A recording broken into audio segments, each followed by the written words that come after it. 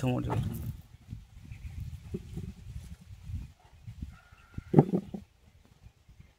बस.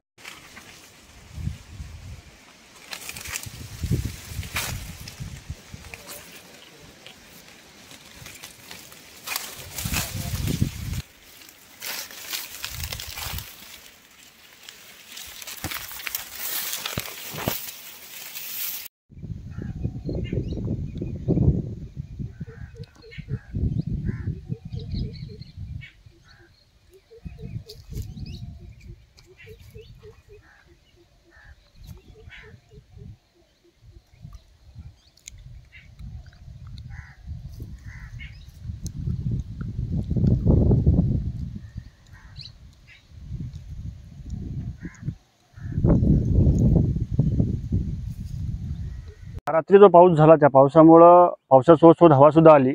त्या हवेमुळं आंब्याचं पपईचं असो, लिंबूचं असो, ज्वारीचं, कांद्याचं खूप प्रमाणात नुकसान आहे. आता नुकसान असं आहे की जे बघितलं जात नाही, कारण की आंबा सुद्धा छोट्या प्रमाणात पडलेला आहे. याची मोठी जर लागण झाली तर हा कमीत कमी अर्धा किलोचा आंबा बनतो. पण आज सध्या हा 10 ग्रॅम पण सुद्धा नाही आहे. त्यामुळं आंब्याचं सुद्धा नुकसान आहे, ज्वारीचं सुद्धा आहे, लिंबूचं सुद्धा आहे, त्यासोबत पपईचं सुद्धा आहे. जसे आता आमच्या बाजूला शेतकरी आहेत, या दादांचं सुद्धा शेतामध्ये नुकसान झालेलं आहे. आमच्या शेतामध्ये पपई लावलेली आहे 2 एकर. 2 एकर पपईमधून रात्रीच्या हवेमुळे आणि पावसामुळे तर पपई झाडं एवढे झुकलेले आहेत, काही झाडं पडलेले आहेत. 2 एकर शेतामधून अर्धा एकर आमचं नुकसान झालेलं आहे. त्याच्यामधून जे नवीन पपईला फुलं लागले होते तर ते फुलं पण नवीन जे आले होते ते सर्व हवेमुळे खाली पडले आणि जो छोटा माल होता पपईच्या झाडांना तो पण खाली पडलेला आहे. तसं पण आता पपईच्या भावाला म्हणजे मालाला भाव तर नाहीच आहे, कारण की ऑफ सीझन आहे. जो माल नवीन आता पुढच्या महिन्यामध्ये विक्रीला येणार होता त्या मालाचं नुकसान झालेलं आहे आणि जे मोठे झाडं होते त्याचं नुकसान झालेलं आहे.